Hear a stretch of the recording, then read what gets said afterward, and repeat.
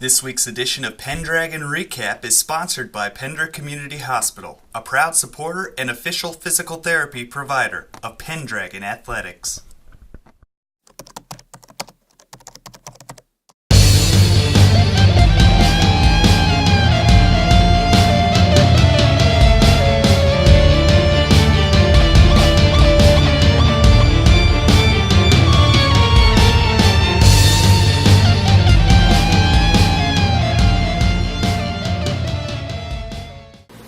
Assistant wrestling coach Rusty Bartlett, talking about you had a dual tournament this last weekend in Fremont. Bergen duels took on four quality teams: Archbishop Bergen, Fort Calhoun, Lincoln Pius X, and then Scotus. You won two, lost two, came in third out of the five teams. Talking to Coach Oliver last week, he said it wasn't really about the team wins because you're short staffed a little bit on your team. It was mostly just preparation for districts coming up. Talk about overall impressions of the weekend and how the team performed. It was a good tournament. It was a good experience for the kids to get four more matches. Some of them did get four matches. Some unfortunately just got their hands raised a few times, which means they didn't get the mat time, the experience there. Jacob Seabeatty was named the Outstanding Wrestler of the Tournament, which was a memorial award from Fremont Bergen, so that was a nice honor. He did have a couple of very tough matches and defeated number 2 in Class C from Fort Calhoun. And then Mark Dunn had a couple of very tough matches, and he defeated an undefeated wrestler also from Fort Calhoun. We had a number of other good matches as well. It was a good experience for the kids just to get few more matches under their belt. We came out with 2 dual wins out of it, as you said, and one of those dual wins was against Lincoln Pius X JVs, and it was a criteria win, so we actually tied, and we went down to the 8th criteria in order to win the match. Okay, and that's the most first point scored, I believe, is that criteria. That's right. So I think individually 5 of the wrestlers didn't lose a match that day. So right, we only lost 4 matches on the mat. So coming out of there, having won 2 duels was a pretty good deal. Unfortunately, Fremont Bergen didn't have their full squad, which their numbers are low like ours, but they themselves had some challenges with numbers. So that one we knew we were going to win just by sheer numbers. It's a big time now, the district meet. All the hard work that you've put in throughout the season goes into this weekend, Friday and Saturday districts being hosted here. I guess, does that have any sort of advantage, having it in your home school, your home gym, your own mats? I don't think, in the recent years, has there been districts held at Pender? We held it 3 or 4 years ago. I'm not sure what year it was. We've held it 3 times since we've got the new facilities. And as far as an advantage, yes, I think it's going to be good for our kids, and it's going to be good for the community because a lot of people support the team, but they can't actually go watch the team compete. And this will be a good chance for people to come in Friday night or Saturday afternoon or some part of the tournament and watch the guys compete. And that'll be good to get that home advantage there. Is there going to be any sort of special preparation, being this is do or die? If you don't, go past this weekend, kind of the season's over. Is there any difference this week compared to previous weeks? I wouldn't say that. I would say that we're just trying to do the same thing, kind of stick with our routine. We're not wrestling as much live because right now it comes down to injuries. An owie can be an injury and keep somebody out if we don't watch out. So we're trying to keep that live wrestling low, keep the heart rate up, and just try and stick with drilling the moves that we need to drill, and just keep in good condition and keep our weight down. And things get underway this Friday. What time will 3 that? o'clock. 3 o'clock on Friday, and then continue on Saturday. Right. I don't know the exact time. I'm guessing about 10 a.m. All right. So and it'll be over quick on Saturday, though, because the district team numbers are very low. There's not many teams that have a full squad or nearly a full squad. A lot of them are like us, where it's 5, 6, 7 wrestlers. And so there's going to be a lot of open weight classes, or not open weight classes, but a lot of buys in the weight class early on.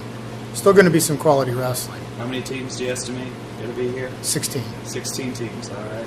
Well, 16 teams still, even with the smaller number, on those teams, definitely quality wrestlers.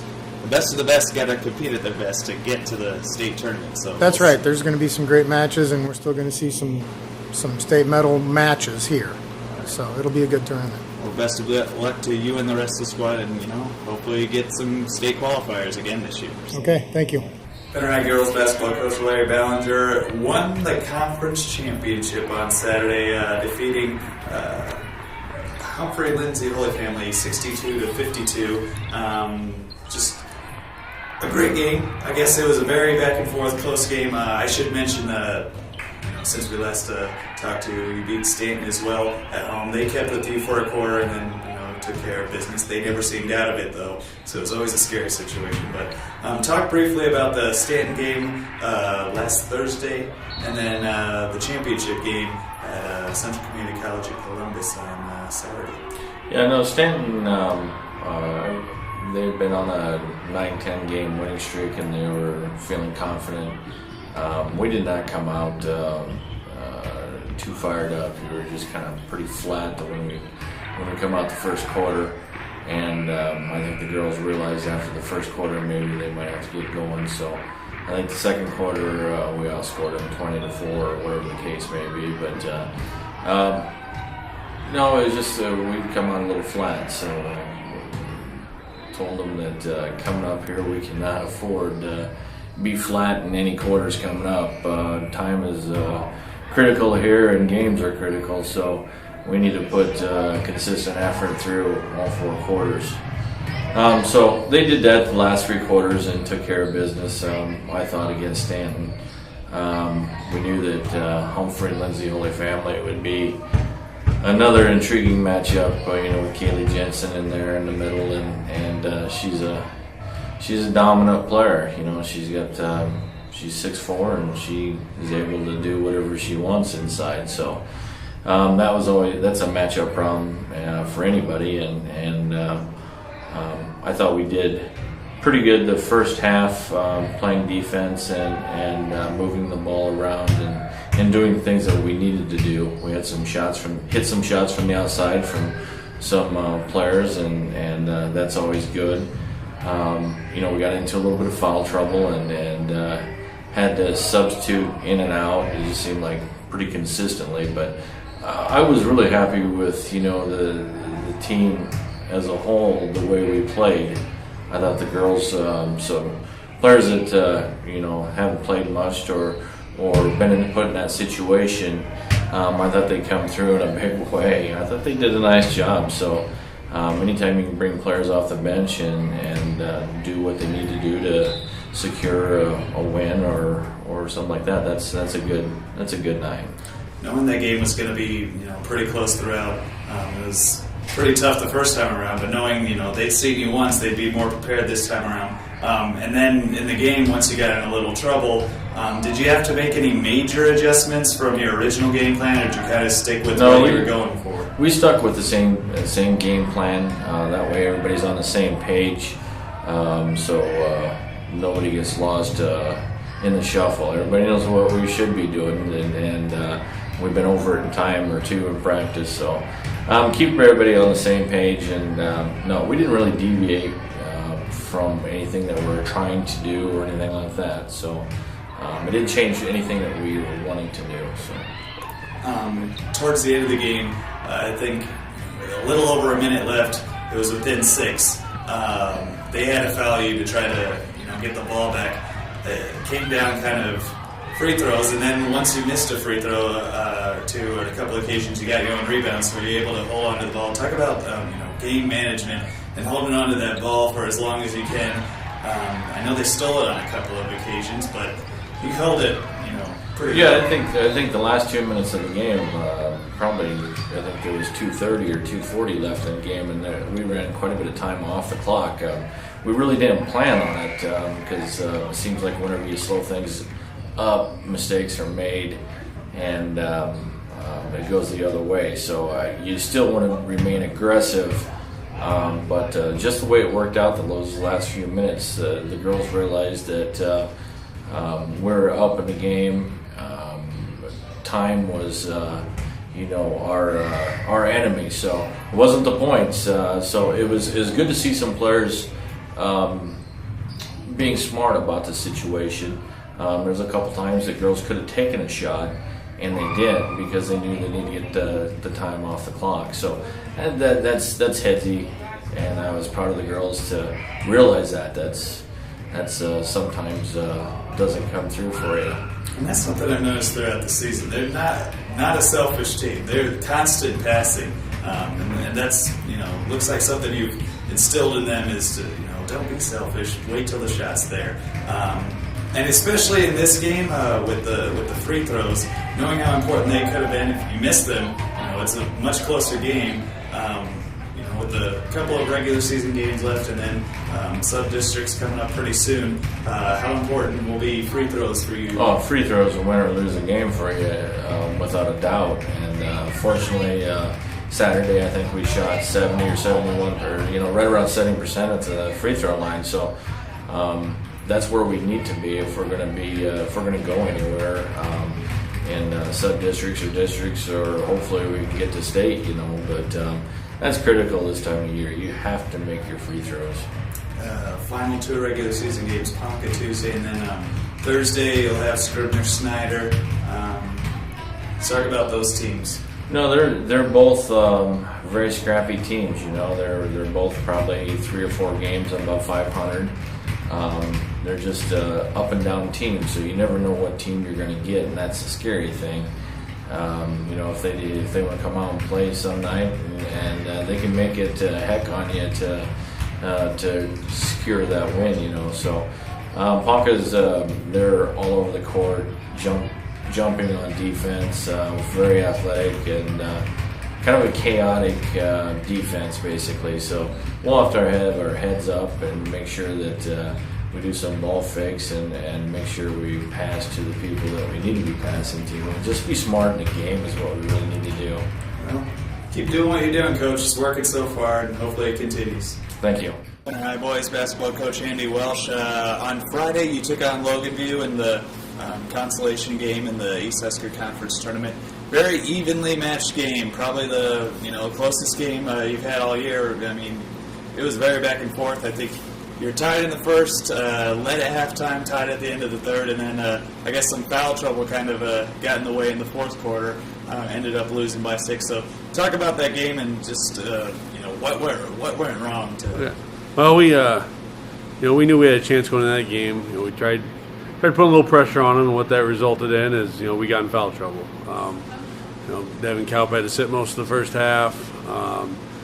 Derek Morgan had to sit in the fourth quarter for a while. Fortunately the foul trouble got to us. I think in the second half we had 18 fouls, I think, compared to 6 or 7 from them. Of course we were fouling at the end there on a few of those. But, the game just came down to we had way too many turnovers. Turnovers and some key offensive rebounds, kind of things that have plagued us all year. It's really unfortunate when it happens on a game that you have a chance to win, that those things kind of resurface. But, that's part of it. We knew we were going to get their best shot. I'm sure they viewed us as a chance to get a win, and, they played their best game. We obviously didn't play ours, and unfortunately that's how it goes sometimes. I think of the foul ratio 27-11. Is it a situation where guys are going after the ball and they're just out of place a little bit, or were they blatant kind of fouls, or the refs being picky? I'm not sure. It definitely wasn't the officials. We earned all 27 of our fouls. We didn't move our feet at times. Our help side defense wasn't very good, and you get out of position and you foul, and we made some poor decisions along the way, and that's how that stat gets a little lopsided, I guess. 2 more regular season games for you. You got Scribner Snyder on Thursday, and then later you'll play Bancroft again. The way the season's gone, how do you finish this season with some pride, with your head held high and some dignity? Yeah, like this week with Scribner, it's a game that if we play our best, we'll have a chance. I think they have 6 wins on the year. comparable scores that we have to some common opponents. And if we play our best, we have a chance. If we don't, it'll go down like the rest of them kind of have. But I keep talking to the kids. With our district coming up, we'll play Bergen first round. They're a really good team. What do we have to lose? You just in practice you work on just getting after it, being intense with everything you do.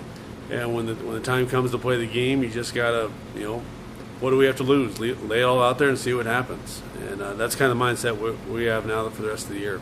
And Scribner Snyder, that's a home contest, I believe, right? Both of them are. Both Both Bancroft of and them Scribner are. are home. And it seems throughout the season, even though they haven't, the final result hasn't shown it. It seems that they play better at home. Just having the home crowd there. Yeah, we definitely play better at home. Probably most teams are that way. As we just hope we can come out and give our fans something to watch and play with some purpose and enjoy being out there is the main thing. Well, best of luck on Thursday, Coach. Thank you.